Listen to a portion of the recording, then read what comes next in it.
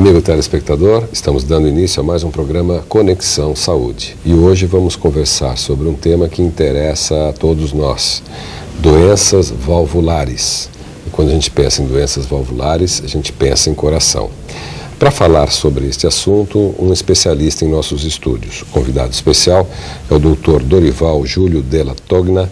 Ele é médico, cardiologista e especialista em doenças valvulares do Instituto Dante Pazzanese, aqui de São Paulo. Obrigado por ter aceito o convite e estar aqui com a gente. Eu é que agradeço o convite e espero corresponder às expectativas e poder responder de uma forma satisfatória todas as questões. Com certeza. Bem, vamos definir primeiro o que é uma válvula. O coração, ele tem basicamente 4 válvulas cardíacas. Do lado esquerdo do coração, a válvula mitral e a válvula aórtica, que manda sangue para o corpo todo através da aorta. A válvula nada mais faz do que direcionar o sentido do sangue. Ela abre, o sangue passa, depois ela fecha e não deixa o sangue voltar. Do lado direito do coração nós temos mais 2 válvulas, que é a válvula tricúspide e a válvula pulmonar, que mandam sangue para o pulmão. Basicamente, então, o coração tem essas 4 válvulas. Agora, o que faz dar problema nas válvulas? Porque às vezes as válvulas acabam não funcionando muito bem, né? Quais são as principais causas do mau funcionamento? A doença valvular, ela é uma doença que tem uma prevalência muito alta no mundo todo. E cada doença valvular tem a sua característica, a sua peculiaridade. Por exemplo, no Brasil, a doença reumática responde por um número significativo de doença valvular. O prolapso da válvula mitral é outra situação muito frequente. Nos Estados Unidos, talvez seja a causa líder de doença valvular, levando muitas vezes até uma cirurgia cardíaca. Quando o senhor fala em prolapso, o que significa prolapso? Essa é uma situação complexa pelo seguinte: a válvula mitral ela é composta por 2 folhetos, o folheto anterior e o folheto posterior, que se abrem e fecham num determinado plano entre 2 cavidades do coração, que é o átrio esquerdo e o ventrículo esquerdo. Quando ela fecha mais para dentro do átrio esquerdo, nós chamamos de prolapso da válvula mitral, que pode ser só do seu folheto anterior, só do folheto posterior ou de ambos, e de graus variáveis. O componente genético hereditário é muito importante, muito forte, é o chamado prolapso primário, mas existem também causas que poderiam levar ao prolapso em que a característica genética hereditária não seria tão importante. Tá certo. E que outras causas nós temos? Olha, uma situação, aí já seria mais raro, por exemplo, um coração hipertrofiado, um coração com a musculatura engrossada, com cavidade ventricular pequena, em que a válvula mitral absolutamente normal poderia estar prolapsado para dentro do átrio esquerdo, sem ter uma doença na própria válvula. Algo que o prolapso, por degeneração mixomatosa, que é essa alteração genética hereditária, pode causar. Doutor Dorival, você pode ter um coração são e ter problema especificamente numa única válvula e com o tempo essa válvula danificar o coração? Isso ocorre com alguma frequência, né? Normalmente as doenças valvulares, e isso depende do tipo de doença valvular e de qual válvula.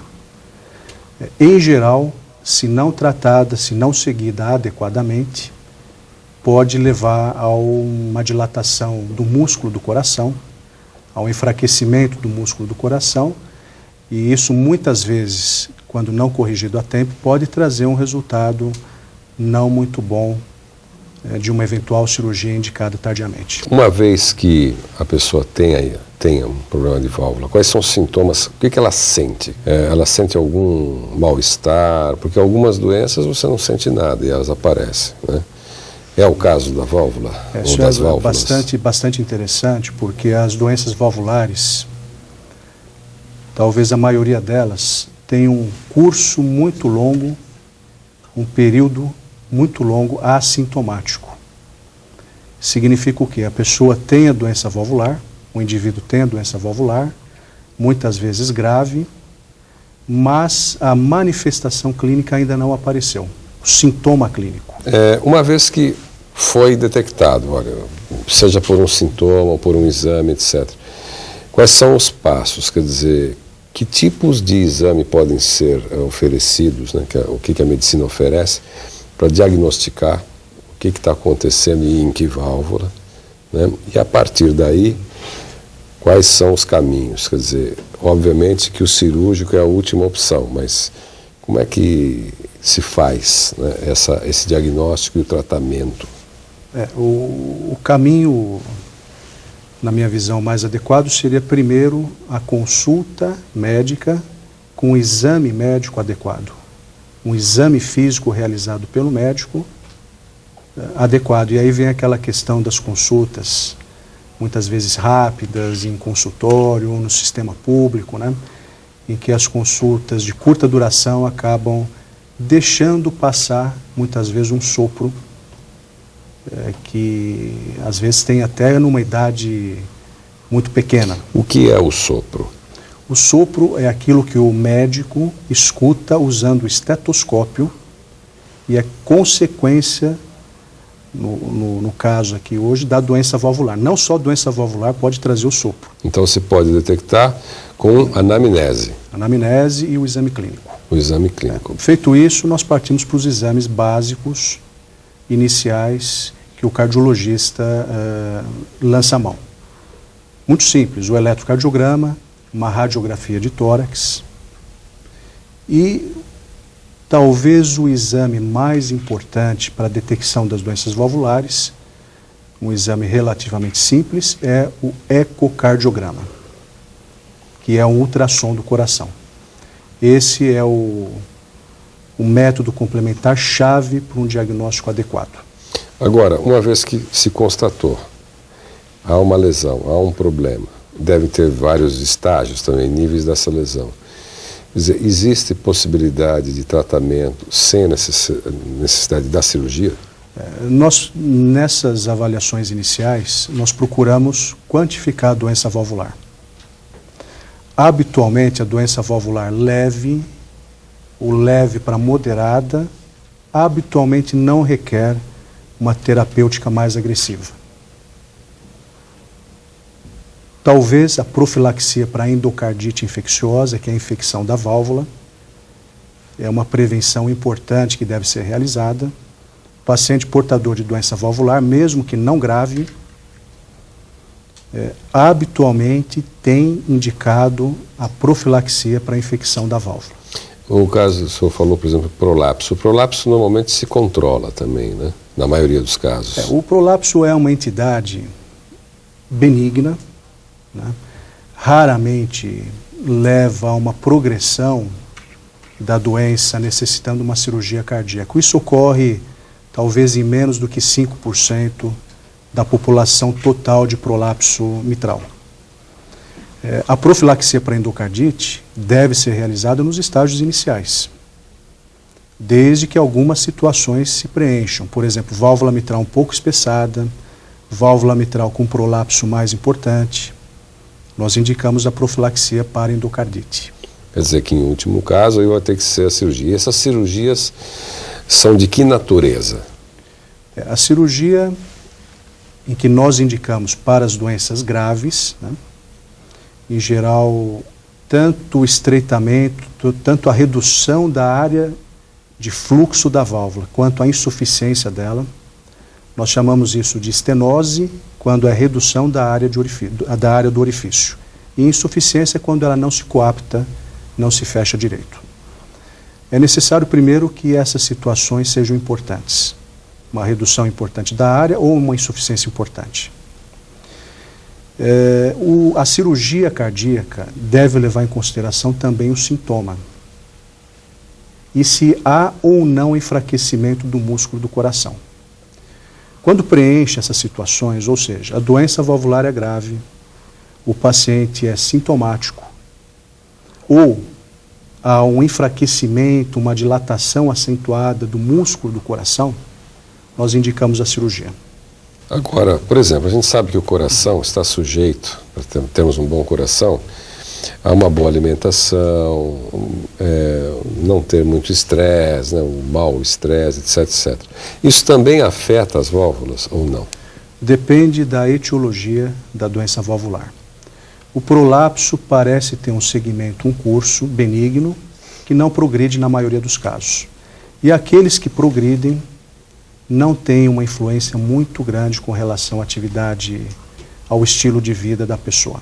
Agora, existe uma situação que são as doenças na válvula aórtica, que pode ter uma relação, muitas vezes, com esses aspectos. Por exemplo, colesterol alto, diabetes, tabagismo, fatores de risco, que é muito relacionado com a doença coronariana. Hoje se sabe que pode haver relação com a chamada, por exemplo, estenose aórtica, que é a redução do orifício da válvula aórtica. Tá certo. Nós vamos assistir juntos agora uma reportagem que foi comandada pela Luciana Tierno e que fala sobre uma dessas cirurgias, mais especificamente da válvula mitral. Vamos, portanto, à matéria. O coração é composto por 4 câmaras ou cavidades, designadas por aurículas e ventrículos. Entre essas cavidades, existem válvulas que se abrem e fecham para deixar o sangue circular pelo coração. O mau funcionamento de qualquer uma dessas válvulas pode provocar sintomas como cansaço fácil, falta de ar, síncopes ou desmaios e dor torácica. Mesmo sem nenhum sintoma aparente, o mau funcionamento das válvulas pode provocar lesões no músculo cardíaco que podem ser irrecuperáveis. Se não forem tratadas, as doenças valvulares levam à dilatação e insuficiência cardíaca. Algumas formas de doença valvular causam morte súbita.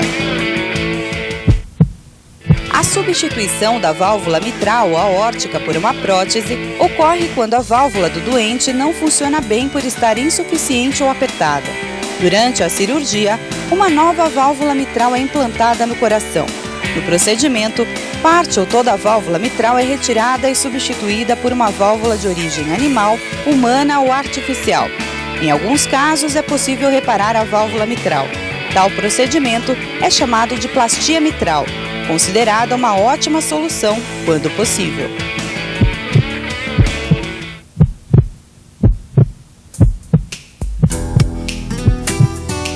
O resultado bem-sucedido da cirurgia é tornar a válvula doente o mais semelhante possível da válvula normal. Depois de tratada, a válvula deverá ser suficientemente larga para o sangue passar sem esforço e não fugir para trás. Os sintomas devem regredir aos poucos e o coração poderá recuperar a sua forma. Outros benefícios da cirurgia são a diminuição do cansaço, a restauração da sensação de bem-estar e o aumento da esperança de vida em pessoas com doença cardíaca grave. Daí a matéria. Bem, nós vamos fazer alguns comentários sobre o que nós vimos e também outras questões ligadas às doenças valvulares, mas daqui a pouquinho, doutor, depois do nosso rápido intervalo. Não saia daí.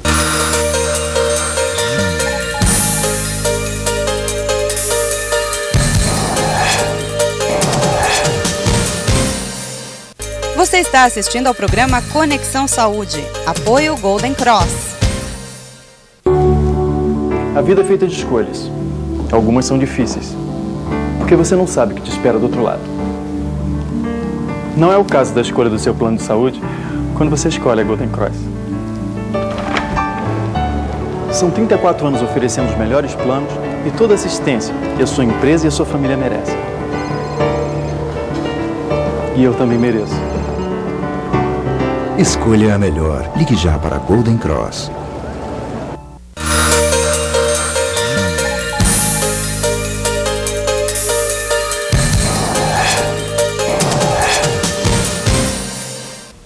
Amigo telespectador, voltamos com Conexão Saúde. Hoje estamos conversando sobre o tema doenças valvulares e estamos conversando com o Dr. Dorival Júlio Della Togna, que é médico cardiologista e especialista em doenças valvulares do Instituto Dante Pazzanese. Bem, uma pergunta, a gente viu ali válvula mitral, né, na reportagem, antes do intervalo. Essas válvulas, como é que está o avanço delas? Que tecnologias nós temos hoje disponíveis? Porque a gente ouve falar, como leigo, que substituição de válvula já existe há algumas décadas, né? Mas como está a tecnologia hoje? Houve um grande avanço no aperfeiçoamento, no design dessas próteses artificiais, né? Nós temos dois grandes grupos, né, como foi comentado, né, as válvulas biológicas e as válvulas mecânicas ou metálicas. Que foram até mostradas. Foram mostradas. A prótese, o substituto valvar, ele se iniciou realmente na década de 50. Só para exemplificar, a primeira prótese artificial foi implantada em 1954 por Hufnagel, em que foi colocada uma prótese de bola na aorta descendente. Foi o primeiro implante de uma prótese década de 50. De lá para cá nós tivemos uma evolução muito grande. Desde as próteses de bola, que foram ditas a primeira geração de prótese, para as válvulas metálicas de disco único e de 2 discos, que nós vimos no vídeo. As atuais próteses mecânicas são de duplo disco, que se abrem e fecham em movimentos de asa de borboleta. E as biopróteses, né, as próteses biológicas, também um avanço muito grande, seja ela montada com suporte, seja ela montada sem o suporte, trazendo vantagens e desvantagens, mas enfim, nós temos notado, ano a ano, um avanço muito grande nos chamados substitutos valvar. Existe perigo de rejeição? Não, é negligenciável esse risco, né?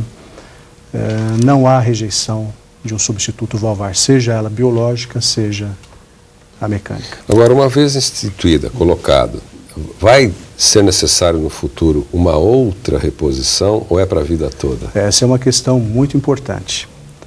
É muito comum quando um paciente com doença valvular interna num hospital para fazer uma cirurgia, a primeira questão é decidir qual é o tipo de prótese. Nós vamos implantar uma bioprótese, uma prótese de tecido biológica ou uma prótese mecânica, né? E aí nós temos que tentar, existem questões médicas importantes, né, que nós procuramos tentar definir para aquele paciente qual é a melhor prótese. A diferença é significativa entre uma e outra? Nós sabemos que a biológica, ela tem uma durabilidade limitada. Por ser de tecido, com o passar dos anos, ela vai sofrendo um lento processo de espessamento, de calcificação, de tal forma que a durabilidade média é em torno de 10 anos.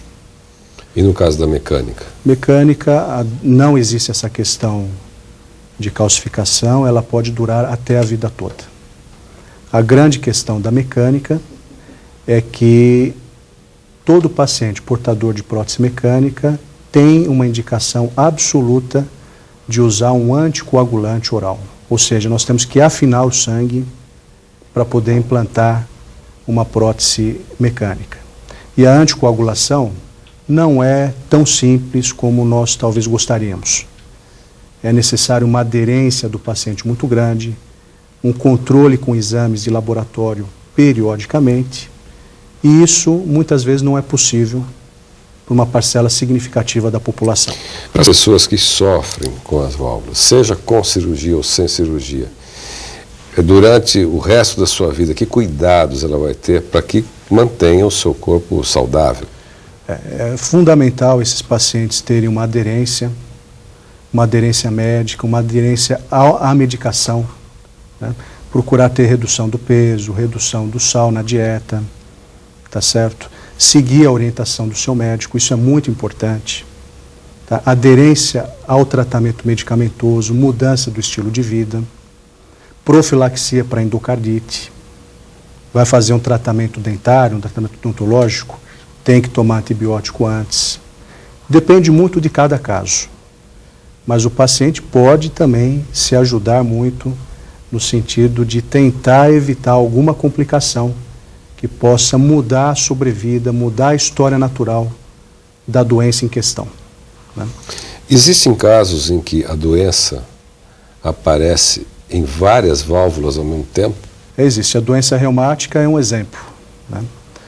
A doença reumática, que nós não comentamos, mas é uma sequela, é uma complicação de uma infecção, de uma faringite causada por uma bactéria que se chama Streptococo do grupo A.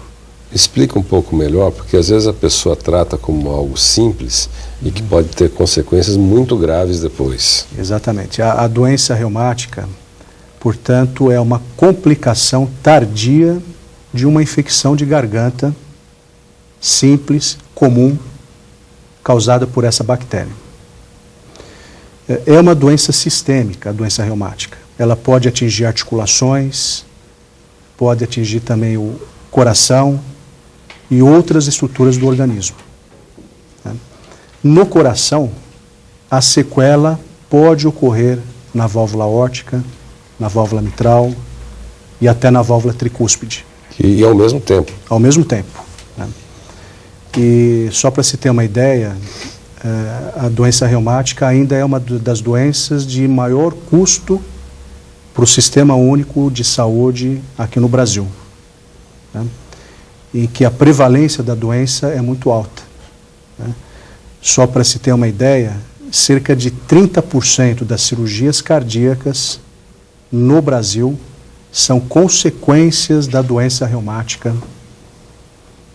E se nós olharmos a cirurgia cardíaca em jovens, responde por até 90%. Dada a importância dela, quer dizer, a doença reumática, como é que ela está também em termos de faixa etária? Ela atinge mais o adolescente jovem ou também está pegando o adulto na fase mais adiantada? O pontapé inicial, que é a infecção, a faringite streptocócica, em geral ocorre em crianças e adolescentes. O surto reumático, em geral, ocorre semanas após a infecção streptocócica, obviamente uma infecção de garganta não tratada, habitualmente não tratada. E também existe uma questão genética, o indivíduo tem que ser suscetível à doença reumática. Não é qualquer faringite em qualquer indivíduo que vai cursar com a doença reumática. Mas nesse ponto eu acho que é importante o senhor esclarecer ao telespectador. Quer dizer, o pai e a mãe de um adolescente, ou mesmo um jovem, porque é comum nessa idade, mas isso é simples, né? Eu tenho uma faringite simples. Então, se acontecer isso, que profissional ele deve buscar? Quer dizer, normalmente a pessoa se automedica. Essa é a grande verdade, num país como o nosso. Mas quem que ele deve buscar? O médico e de que especialidade? Olha, o clínico geral, o pediatra, ele está completamente habituado a um tratamento adequado de uma faringite bacteriana. E aí, aliás, sim. Desculpe, o tratamento é muito simples. É o benzetacil, aplicação única, né? Todos nós já ouvimos falar no benzetacil, que é uma penicilina, e o tratamento efetivo é aplicação única intramuscular. Então, detectou, quer dizer, sentiu dor na faringe, inflamação, vê o que é. Se for, tomara que seja nada, mas se for, então, tratamento adequado. Toma o remédio adequado uma vez só e resolve o problema que não vai dar problema depois no futuro. Agora, uma pergunta, doutor. Se alguém soube, olha, eu tive uma faringite desse tipo, mas eu não tomei cuidado, ele pode fazer alguma coisa para minimizar um trauma no futuro? O que é interessante na doença reumática é que existem estudos ainda, a questão da doença reumática ainda segue com pesquisa. Porém, os anticorpos produzidos contra o Streptococcus têm o que nós chamamos de reação cruzada com tecidos do coração. Então, o anticorpo, portanto, a doença reumática é uma doença autoimune. O anticorpo produzido contra a bactéria agride também a musculatura do coração, o tecido articular, enfim, sistema nervoso.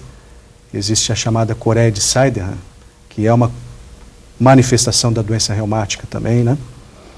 E Nessa fase, nós não temos muito o que fazer, a não ser uma profilaxia para a doença reumática. Uma vez o indivíduo desencadeou a doença reumática, seja doença articular, seja doença cardíaca, ele deve fazer o que nós chamamos de prevenção secundária. Significa aplicar o antibiótico por um longo período. E aí pode minimizar. Evita um surto reumático no futuro. Doutor, e qual é o papel do especialista, do médico, para ajudar nesse processo que muitas vezes deflagra a própria doença? O cardiologista ele tem um papel fundamental no segmento dos pacientes portadores de doença valvular, no sentido de acompanhar clinicamente esse paciente e poder indicar ou não uma cirurgia cardíaca de correção da doença valvular no momento adequado. Muito bem, conversamos com o Dr. Dorival Júlio Della Togna, que é médico cardiologista e especialista em doenças valvulares do Instituto Dante Pazanese. Muito obrigado pelos esclarecimentos. Volte outras vezes. Eu é que agradeço. Você, telespectador, continue prestigiando o canal universitário. Nos vemos na próxima semana, nesse mesmo horário, com um novo tema. Até lá e obrigado pela sua audiência.